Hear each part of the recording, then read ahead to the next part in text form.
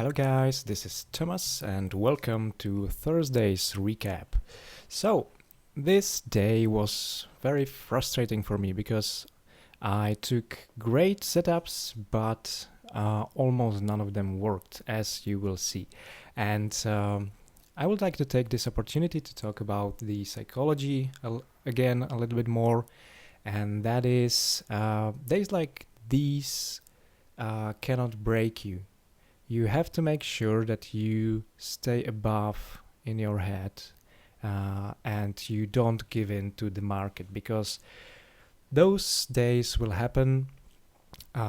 It's not a question if, but when, and you need to stay afloat. And I will show you how I managed to not exceed my maximum daily loss for the day, even though I took 7 trades and only one of them worked. So let's get started.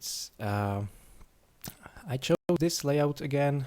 Here on the top screen you see the Spider S&P ETF.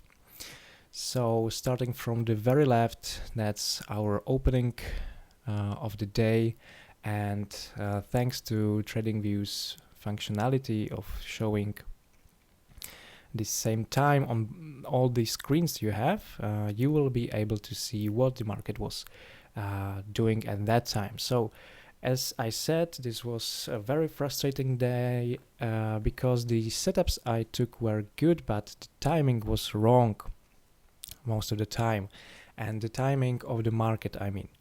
So first example is the CODX, which I took long over 28.50. Actually, it skipped my stop limit order and filled me on the way down, so I got actually a better fill, which was I think my first time getting a better fill when being jumped. So stop loss obviously right around it there. My aim was to go somewhere around 30.8. So as you will see, the S&P right around that time was tanking heavily, and eventually CODX gave in, although gapping up and being stronger than the market. So a good setup, bad timing. Let's do the next one, the Zillow group. So the Zillow group, I took it long over there. Beautiful setup again, consolidation with really clear entry above 46.50, and this was my only winning trade for the day, because although I had my target right there, 47.45, out of again, looking at the market, it was going up, but Zillow wasn't really fond of going any higher, so I took the first part here, and then I believe I took the remainder of before breaking 46.80, because it was clear to me that although the S&P at that time was going higher, this is the area we're talking about right now, the Zillow group wouldn't go any higher than the previous swing high, so I managed to squeeze out some profit from the second half of my position as well, and that was it. Then there was Moderna, and Moderna I went short at the break of 62, which was here. So again, a really nice setup, considering that mRNA was going lower all day, even though the S&P has already been trending up for about an hour. There was a clear breakdown at 62, but it only went to 61.5. My stop loss was a little bit wider. It was right around there, so 80-cent stop. So this breakdown wasn't even one-to-one where I planned to take some off to lock in some targets. So eventually it took me out a little bit. I didn't give it too much space, so not a full loss, but loss indeed. Next one, AMD. AMD long over 53, so it was right there.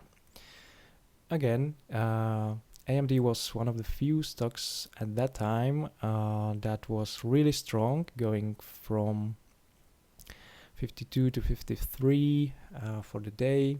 So percentage-wise and volume-wise, it was a really good stock. Also, you can notice it just pulled down to the moving average, and I was ready to go long, and I did at 53.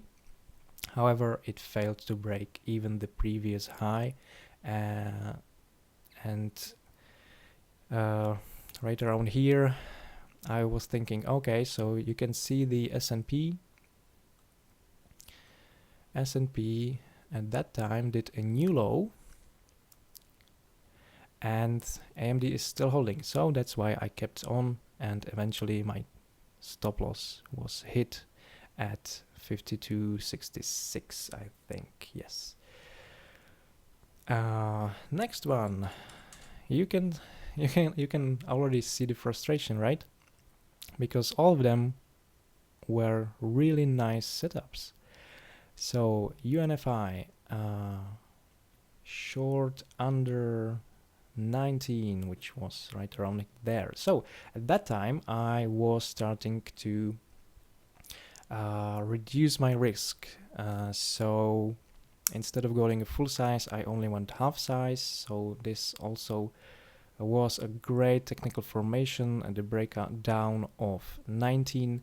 And you know, if my stop loss was just 30 cents and I got a good fill, or I pre-entered at 1905 or 1904, this would have been a great trade. Unfortunately, I was waiting. Well, I played it a little bit more safe, so I waited for the break of the whole number, but got thanks to that, the breakout was already happening, and I got a really terrible fill somewhere around here. So again, this wasn't enough for my one-to-one. However, thanks to only half a size, I could wait how it would behave at the VWAP, which I do not have on, but it was right around 1950. So indeed it turned, but then it consolidated for a very long time. And seeing as the S&P at that time, you can see that again here. S&P at that time was plunging and the UNFI was doing nothing. I decided to get rid of the trade at break even.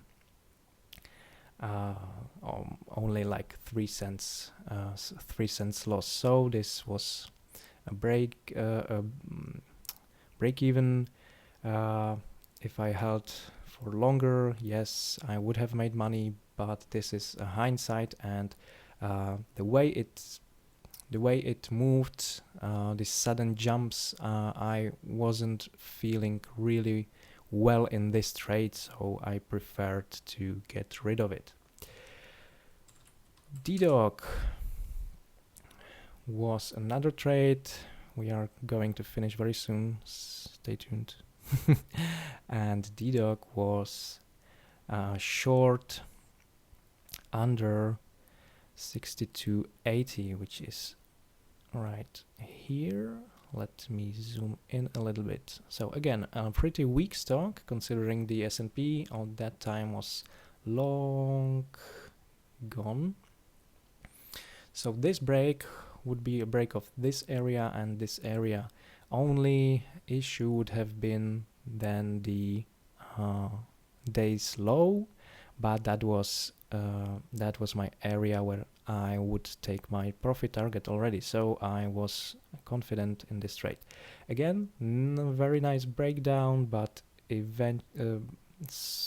really seconds later it jumped back, and it turned out to be a fake breakout, and it then continued all the way back to 65, which was this area, this another edge of the main trading range. So again, really nice setup, worked technically, but not enough. And the last trade was in SYF, and it was the break of 17. Again, very similar to the DDOC, but to the upside. So the 17 would have been a break of this swing high and this swing high, and technically it was a beautiful formation. My stop loss was just around there. Again, successful breakout initially, but only for like 8 cents, and then it dropped down and ended the day basically at the same level.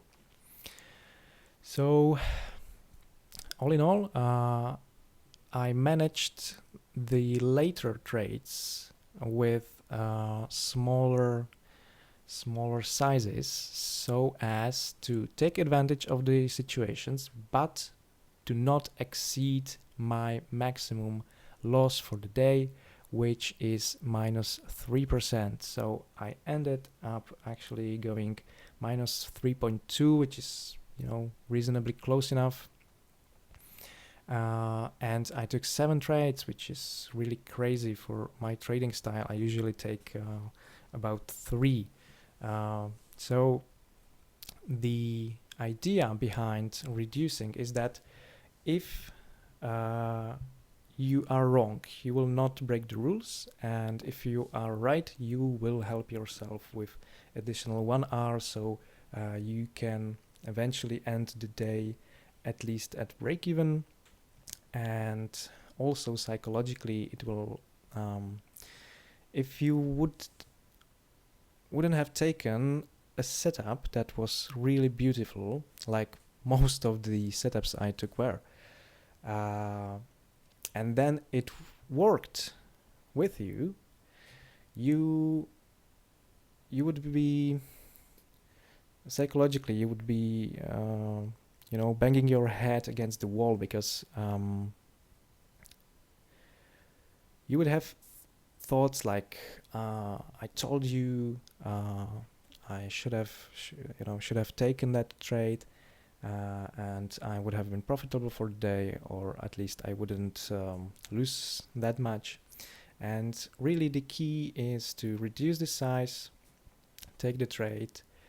If it's a good setup, if it's a trade you would normally take, if it's a revenge trading, or just plain over trading, greed, those are situations you shouldn't be trading in, of course. But if you are okay, but you have, and you should have, the maximum loss size, that's the way to go. So thank you guys for watching.